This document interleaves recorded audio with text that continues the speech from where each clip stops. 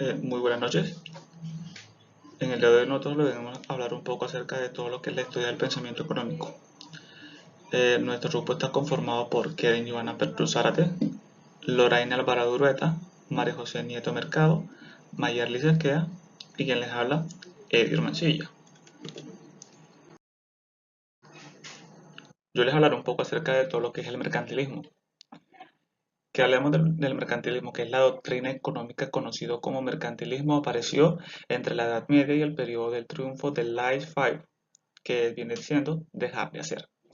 El mercantilismo es un dato aproximado de entre 1500 a 1776. Sin embargo, estas fechas varían en diferentes países y regiones. Perspectiva del mercantilismo. ¿Cuáles son los antecedentes históricos de la escuela mercantilista? La autosuficiencia de la comunidad feudal lentamente le cedió el paso al nuevo sistema del capitalismo mercantil. Las ciudades que tenían un crecimiento gradual durante la Edad Media aumentaron en importancia. El comercio floreció tanto al interior de cada país como entre los países y se expandió la utilización del dinero. El descubrimiento del oro en el hemisferio occidental facilitó el creciente volumen del comercio y estimuló las teorías acerca de los metales preciosos.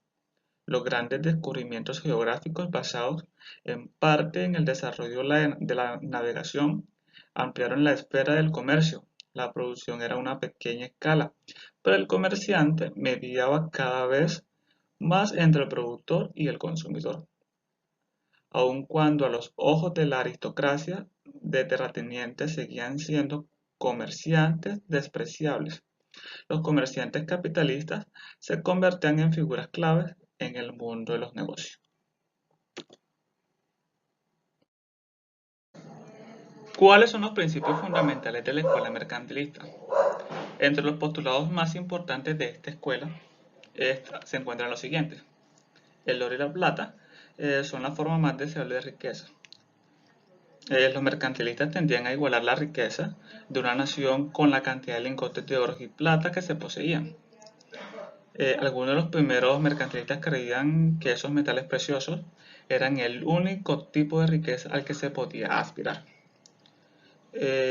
Todos valoraban los lingotes como la única forma de alcanzar poder y riqueza.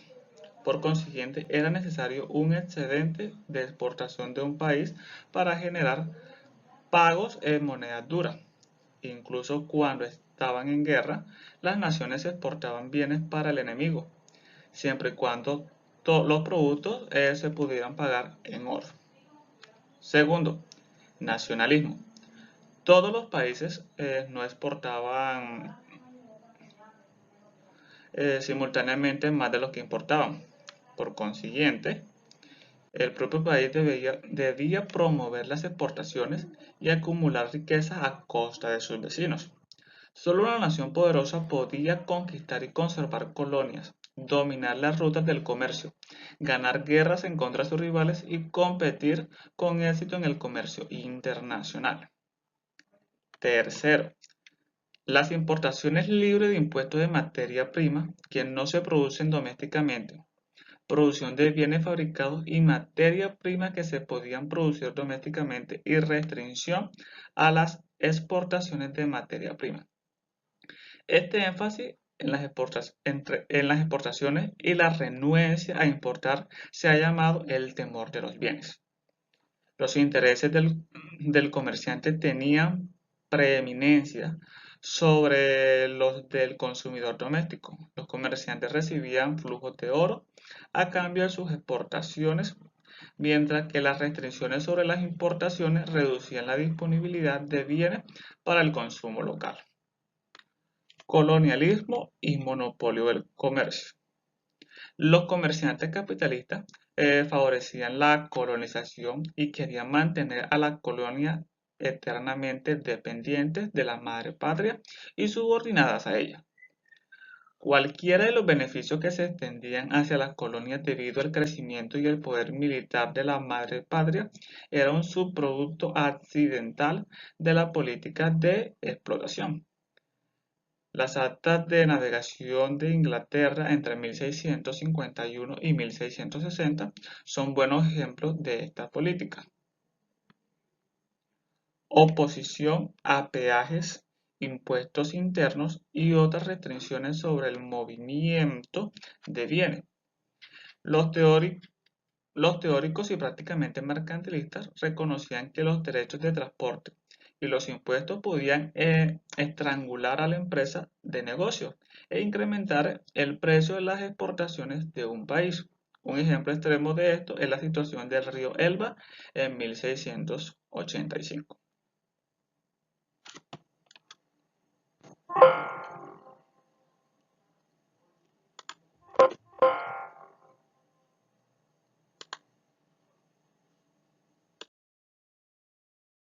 Poderoso gobierno central. Era necesario un poderoso gobierno central para promover las metas del mercantilismo.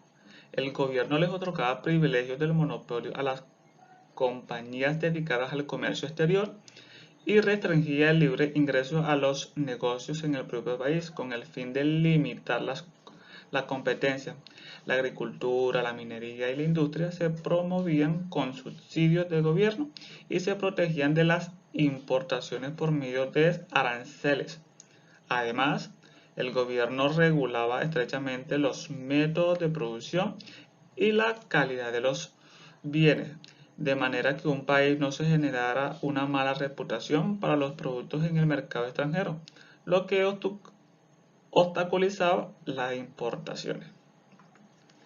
Importancia de una población grande y que trabajará arduamente. Una considerable población industriosa no solo proporciona una abundancia de soldados y marinos, dispuestos a combatir con la gloria y el poder de la nación, sino que también mantendría un nivel elevado de oferta de trabajo y salario, por consiguiente bajos. La ventaja, esos salarios bajos permitían bajar los precios de las exportaciones e incrementar un flujo de entrada de oro. Y dos, reducirían la ocosidad y promoverían una mayor participación de una fuerza laboral.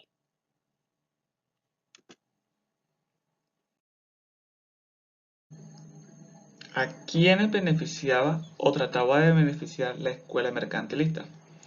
Esta doctrina beneficia a los comerciantes capitalistas, a los reyes y funcionarios del gobierno. En específico, favorecía a quienes eran más poderosos y tenían los monopolios y privilegios mejores. Algunos historiadores del pensamiento económico sugieren que el mercantilismo se puede comprender mejor como un ejemplo extremo de la conducta de búsqueda de renta. ¿En qué forma la escuela mercantilista era válida, útil o correcta en su época? Los argumentos a favor de la acumulación de lingotes de oro y plata, aun cuando exagerados, tenían cierto sentido en un periodo de transición entre la economía autosuficiente de la Edad Media y la economía de dinero y crédito de los tiempos modernos. El rápido crecimiento del comercio requería más dinero en circulación y la banca tenía un desarrollo insuficiente para producirlo. En la guerra, en el combate era financiado según los gatos iban surgiendo y los lingotes proporcionaban una reserva que se podía utilizar para contratar y mantener soldados, construir barcos, comprar aliados y sobornar a los enemigos.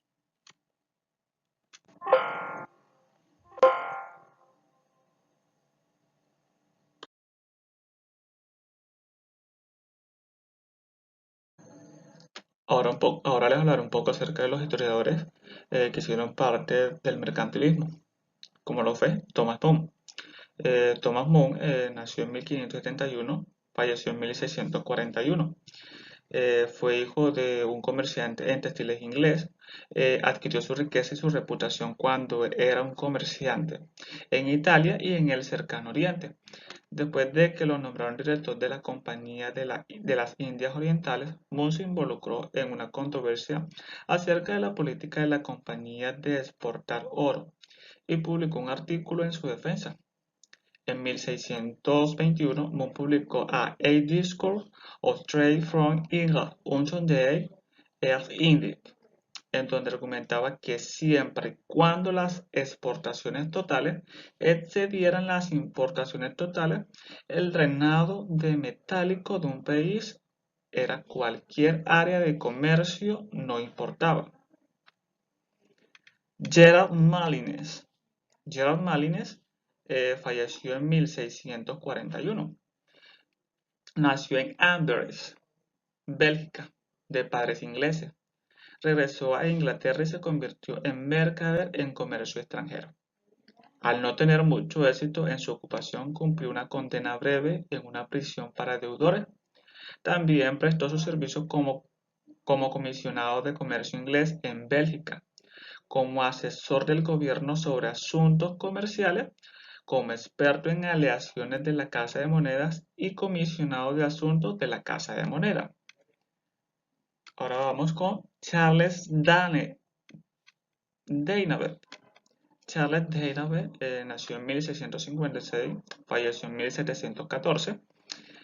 Prácticamente él fue un hijo de un poeta y dramaturgo llamado Sir William Daynaber. Pasó gran parte de su vida en varios puestos del gobierno que se encargaba de impuestos, importaciones y exportaciones. También fue miembro del Parlamento. Daynaber ha sido llamado también como un mercantilista esclarecido, un ecléctico que trató de combinar lo antiguo y lo nuevo, un hombre que contribuyó al argumento de Lies Ford más que ningún otro mercantilista de influencia. Y eso era, pero un examen de su escrito indicaba que ciertos aspectos Daynaber era un mercantilista ortodoxo. Jean-Baptiste Colbert. Jean-Baptiste Colbert nació en 1619, falleció en 1683. Representaba el cuerpo y el alma del mercantilismo, lo que en Francia se llamó colbertismo. Fue el ministro de Finanzas francés en 1661 hasta 1683 bajo el reinado de Luis XIV. A pesar de su origen modesto, provenía de una familia de comerciantes que merecía ser elevo en una posición de un gran poder, a menudo por medios nada escrupulosos, igual a su limitada ambición de una tremenda capacidad para el trabajo y una atención hacia los mismos detalles de su puesto.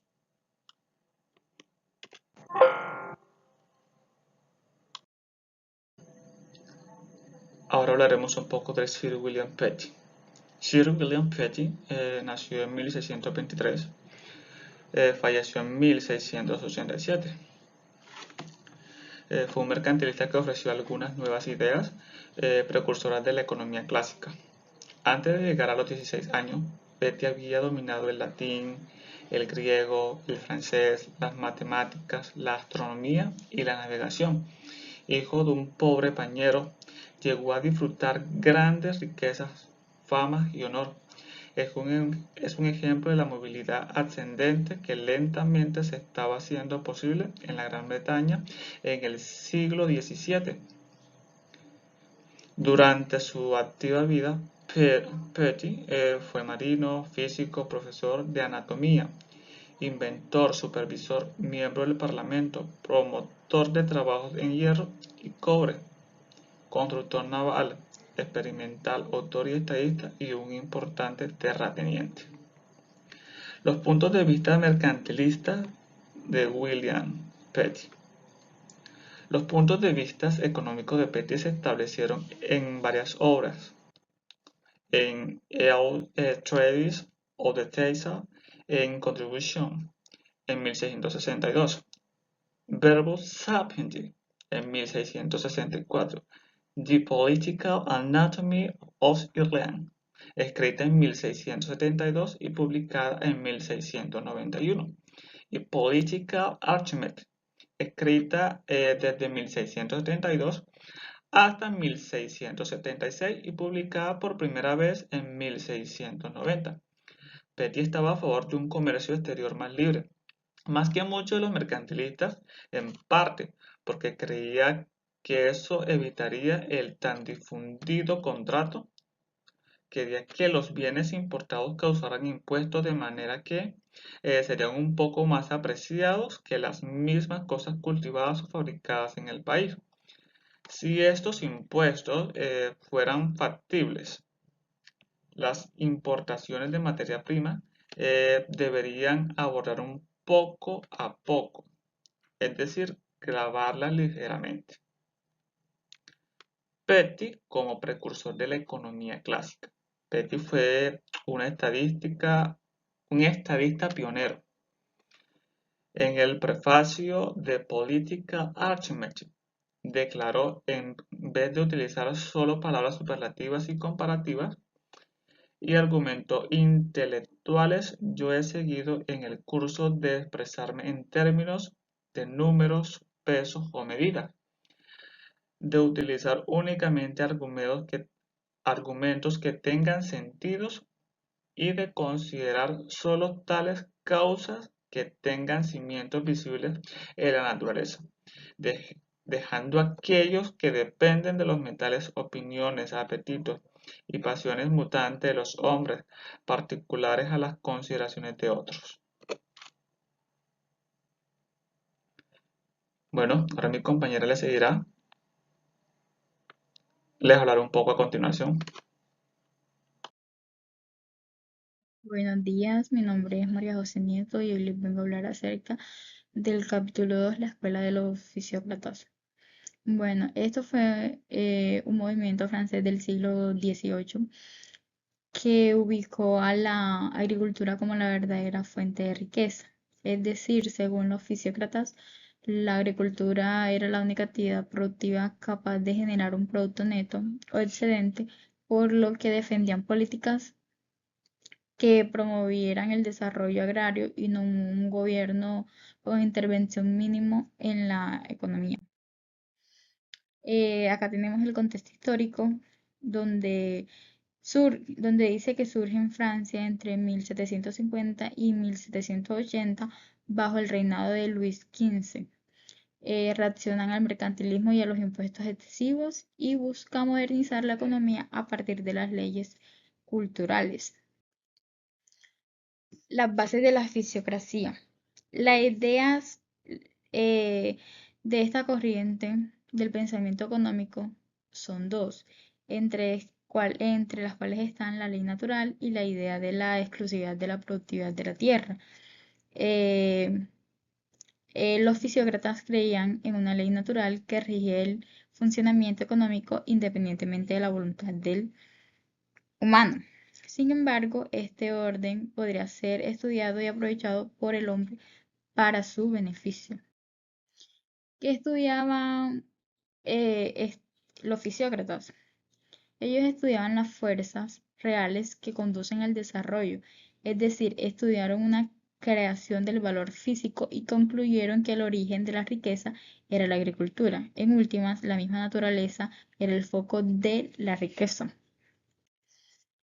Sus principales representantes son François Quesnay, este fue el líder y fundador de esta corriente, Anne Robert, Victor de Mirabeau, Dupont de Nemours. Acá tenemos las ideas fundamentales de esta corriente y entre ellas tenemos la primera, que es la riqueza proviene de la agricultura. Para los fisiócratas, la única actividad que generaba verdaderamente riqueza en la agricultura era la agricultura, perdón, porque la tierra produce más de lo que se consume.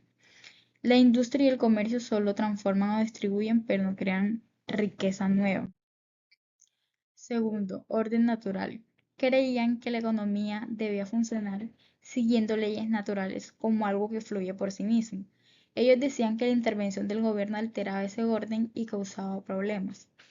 En la número 3 encontramos el libre comercio y la libre competencia. Ellos rechazaban los impuestos altos, las restricciones comerciales y los monopolios.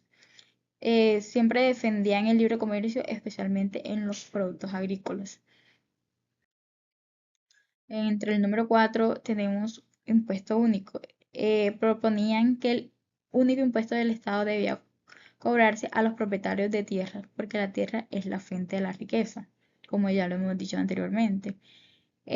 Quinto, la fisiocracia como gobierno de la naturaleza. Este movimiento quería que la sociedad y la economía se organizaran siguiendo las reglas naturales de producción y propiedad. Y el sexto, tenemos el famoso Tableau Economique. Francois Quesnay, su líder, como una especie de primer modelo económico, creó este modelo económico donde se explicaba cómo circula la riqueza en la economía, desde la tierra hacia las clases sociales. El Tableau Económico. Acá tenemos un poco de más profundidad sobre este tema. El Tableau Economic fue el primer modelo que mostró cómo circula el dinero en una economía. Para los fisiócratas, la agricultura es la única actividad que produce riqueza real. Quesnay dividió la sociedad en tres clases. Entre ellas están la clase productiva, la clase estéril y la propietaria. El cuadro explica cómo el dinero pasa por las tres clases y vuelve a la agricultura creando un círculo económico. Acá tenemos un ejemplo más o menos de este, este círculo. Imagina que un agricultor produce 100 unidades de grano. Él vende una parte, gana dinero, paga renta al dueño de la tierra, el dueño compra alimentos y productos industriales. El dinero llega a artesanos y comerciantes, ellos compran alimento para vivir, el agricultor usa el dinero para sembrar otra vez y como vemos aquí, todo esto comienza y termina en la tierra, por eso la agricultura es el motor. Las críticas que los fisiócratas hacían al mercantilismo. Entre ellas tenemos, los fisiócratas criticaron que el mercantilismo confundía riqueza con oro. O sea, ellos no estaban de acuerdo con los pensamientos de la corriente mercantilista. 2. Afirmaron que la economía debe ser libre sin tanta intervención. 3. Defendieron que la riqueza nace de la agricultura, no del comercio. 4. Rechazaron el proteccionismo y defendieron el libre comercio. Y quinto, propusieron un impuesto único a la tierra como sistema tributario justo. En conclusión de todo esto, podemos decir que al estudiar la escuela de los fisiócratas, comprendo que no se trató solo de una teoría económica, sino de una visión de mundo para ellos. La economía es un reflejo del orden natural y el ser humano una parte integral de ese orden. Quesnay y sus discípulos nos enseñaron que la tierra nace del trabajo productivo, pero también del respeto por las leyes del gobierno de la vida. Brue y Graham afirman que la fisiocracia representó el primer intento de aplicar un método científico al estudio de la economía. A partir de ese intento, el pensamiento económico comenzó a buscar leyes generales y explicaciones racionales, dejando las simples observaciones políticas o morales. Considero que el legado más valioso de la fisiocracia no es su énfasis en la agricultura, sino su fe en el equilibrio natural y en la libertad humana.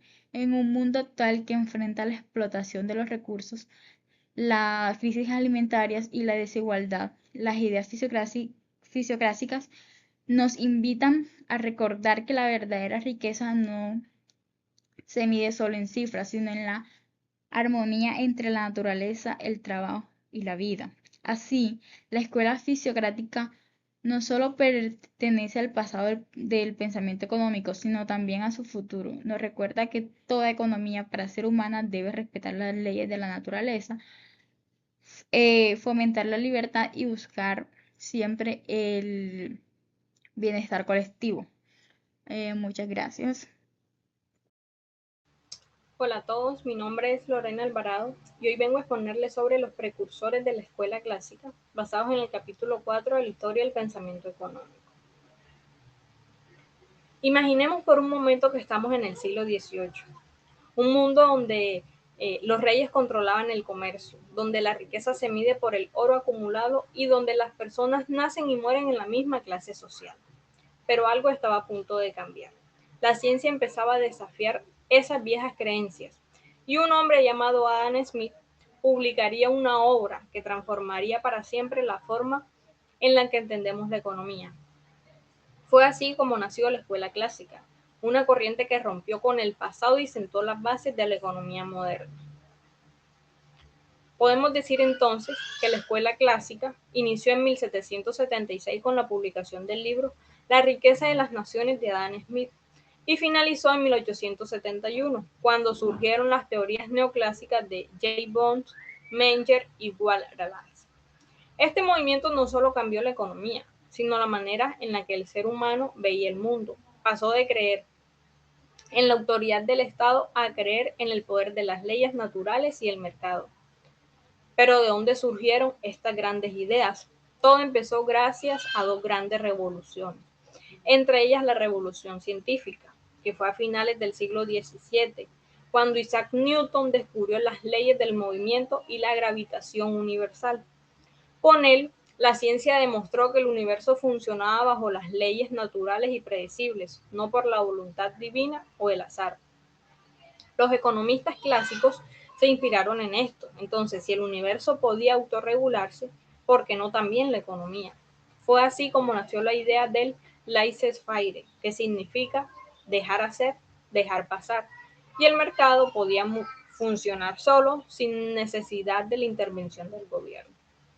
Fue una idea revolucionaria. Por primera vez se creía que la libertad individual podía generar equilibrio social. También encontramos la revolución industrial. Entonces, mientras tanto en Inglaterra las máquinas comenzaban a cambiarlo todo, las fábricas crecían, los inventos se multiplicaban y surgía una nueva clase, los empresarios. El trabajo comenzó a regirse por las leyes del mercado. La oferta y la demanda determinaban los salarios. Entonces, la economía se industrializaba y la sociedad se transformaba profundamente. En pocas palabras, la economía clásica nació al mismo tiempo que las máquinas empezaron a mover el mundo.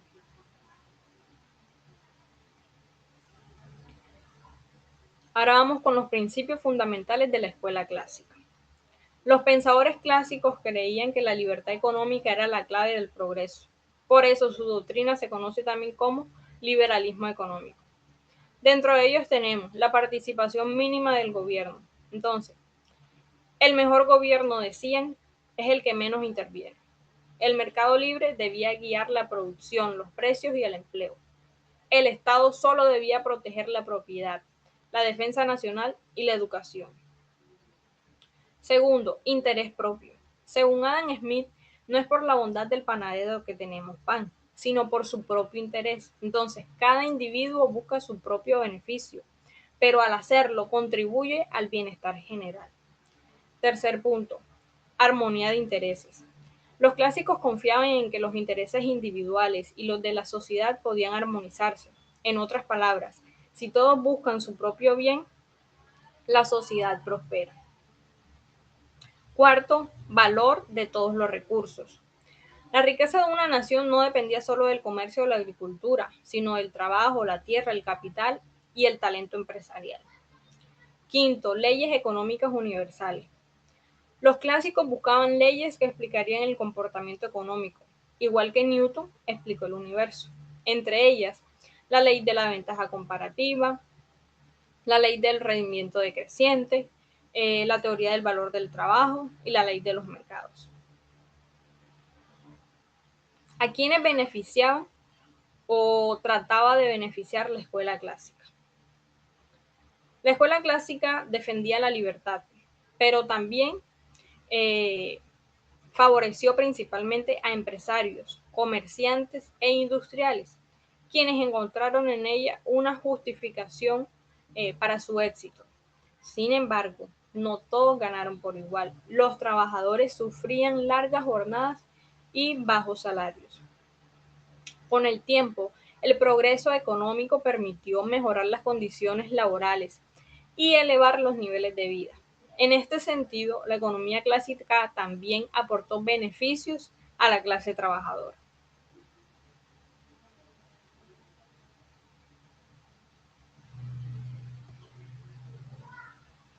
Legado y aportes. La escuela clásica colocó los cimientos de la economía moderna. Sus ideas sobre el libre mercado, la competencia y la acumulación del capital aún son pilares del pensamiento económico.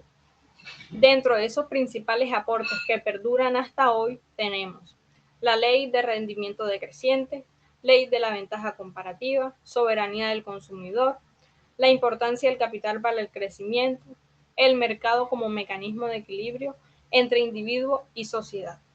Ojo, pero también tuvo debilidades. Confiaron demasiado en el laissez-faire, ignoraron los monopolios, las crisis económicas y la pobreza. Algunos llegaron a exagerar tanto la libertad económica, que incluso se oponía a las leyes sanitarias, pensando que el Estado no debía intervenir ni en la salud pública. Para concluir, la escuela clásica fue más que una corriente económica, fue una revolución intelectual. Nos enseñó a pensar en la libertad, en la razón, en la fuerza del individuo como motor del progreso. Hoy, aunque muchas de sus ideas se han transformado, su huella sigue viva. Gracias a la escuela clásica entendemos que la economía no solo es número, es la historia de cómo el ser humano aprendió a organizar su esfuerzo, su trabajo y sus sueños en busca de la prosperidad. En conclusión, los economistas clásicos fueron los primeros en intentar descubrir las leyes invisibles que mueven el mundo, y gracias a ellos, la economía se convirtió en una verdadera ciencia. Muchas gracias. Buenas tardes, mi nombre es Keren Pertus y le voy a estar hablando acerca de la escuela clásica de Adam Smith. Adam Smith fue el fundador de la escuela clásica. Él estuvo entre los 1723 y 1790.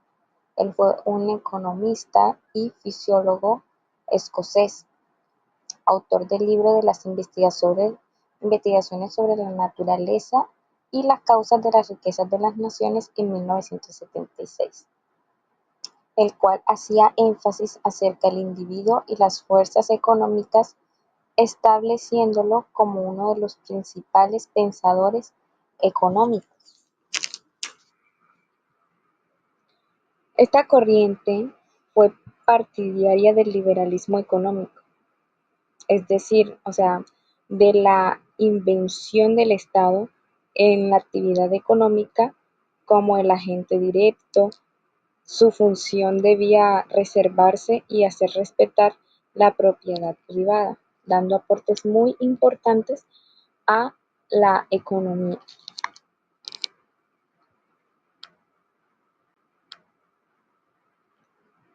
Uno de los aportes importantes que hizo fue acerca de la división del trabajo. En su libro relata diciendo que el mayor mejoramiento en los poderes productivos del trabajo y la mayor parte de la habilidad, destreza y criterio con los cuales se dirige o se aplica en cualquier parte, parecen haber sido los efectos de la división del trabajo. Adams creía que al dividir las labores entre cada trabajador habría un mejor desempeño, ahorro de tiempo, una alta productividad y mayor destreza. Los trabajadores se vuelven más expertos en sus tareas al realizarlas y las harían más rápidamente. Ya que antes, por ejemplo, una sola persona se encargaba de coser, de hacer los detalles, de coser botones, de ver las telas y todo eso. Pero él creía que al dividir las partes de ese trabajo, uno cosía, otro ponía botones, otro hacía esto, el trabajo iba a ser más productivo, más rápido y iba a haber más ganancias.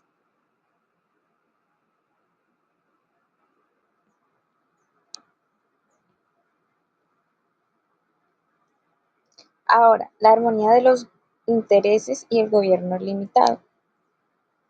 Smith creía que las decisiones e intereses propios del individuo conducían de forma natural al bien de la sociedad, llamado la mano invisible. Él sostenía que a las personas buscar su propio interés, vender las cosas para su propio interés o comprar por su propio interés, apuntaba a que la economía se podría ir creciendo y habría un equilibrio. Esto lo llamaba como mano invisible, ya que no era algo propio o algo premeditado, sino que era algo este, indiferente a lo que uno puede querer o puede hacer. Y por medio de esto, la economía podía sostenerse. Él decía que él sostenía ideas como que las personas de negocios ahorra e invierte, ya sea para su propio interés y para acumular el capital, ¿verdad? Pero gracias a esto la economía iba creciendo, iba a haber un impacto económico que ayudaba al país, a la sociedad, entre otros. Esta se considera la ley de la conducta egoísta. Ya por eso mismo, porque ellos simplemente iban por sus intereses, más por medio de esa mano invisible o esa repentino, podrían aportar y ayudar también a la economía. Ahora, él sostenía la capacidad de un país para producir más de un bien que de otro país, utilizando menos recursos o en menos tiempo. Esta teoría postulaba que si cada país se especializa en la producción de bienes en los que esta se da ventaja, el libre beneficio al explotar estos bienes y luego importar los que producen a un costo menor, a la cual se les reconoce ventaja absoluta para el gobierno hostigar la sociedad solo para un interés común. Ahora, Smith planteó muchas como leyes económicas que ayudaron a definir muchos aspectos económicos. Una de ellas era el valor.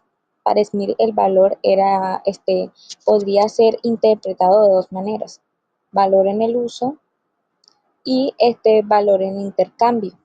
Para él las cosas que tienen el mayor valor en el uso con frecuencia tienen muy poco valor o ningún valor al intercambiarlos. Y aquellas que tienen el mayor valor en intercambiar con frecuencia tienen menor o ningún valor al usarlas en el uso. También él aportaba ideas como en el precio. Él distinguía entre el precio intrínseco o natural de un bien y su precio de mercado a corto plazo.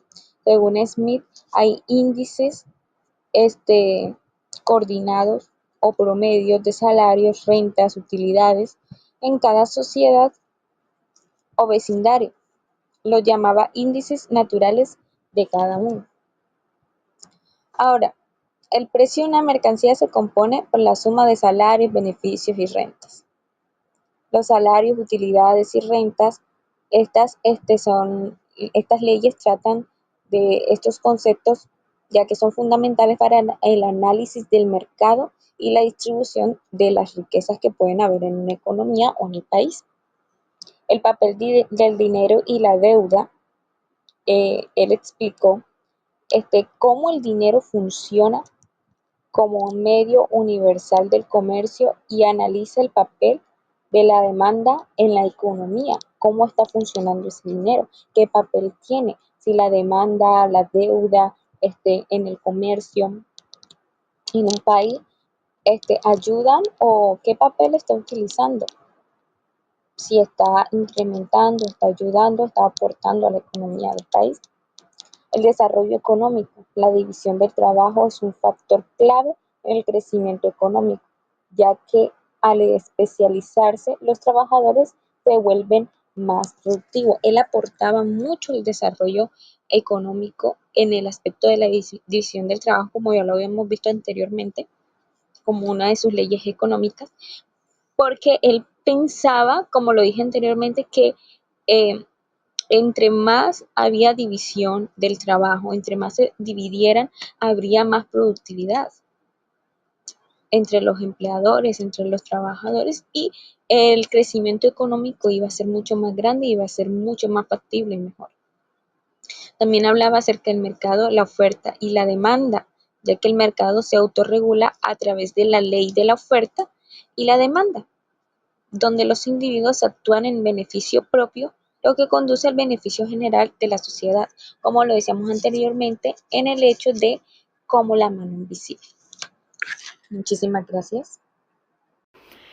Thomas Robert Malthus fue un economista inglés del siglo XVIII y uno de los representantes más importantes de la escuela clásica. Su principal aporte fue la teoría de la población, situada en su obra Ensayo sobre el principio de la población. Malthus afirmó que la población crece más rápido que los alimentos, es decir, que la población crece en progresión geométrica, mientras que los alimentos crecen en progresión aritmética. Esto puede causar escasez, hambre y pobreza si no se controla el crecimiento poblacional. Por esta razón propuso dos tipos de controles, que son los preventivos, que son las decisiones humanas, como casarse tarde o tener menos hijos, o los positivos, que son los fenómenos naturales, como las guerras, enfermedades o hambrunas. Malthus también criticó la ayuda estatal a los pobres porque creía que aumentaba la población sin resolver la pobreza. En su segunda obra, Principios de la Economía Política, analizó la demanda insuficiente y señaló que los gastos del gobierno podían mantener el empleo, siendo un precursor del movimiento keynesiano. Aunque el tiempo demostró que la producción de los alimentos puede crecer con la tecnología, su advertencia sobre los límites del crecimiento y la sostenibilidad sigue siendo actual. En conclusión, Malthus enseñó que el desarrollo económico debe ir acompañado del equilibrio entre población, recursos y bienestar.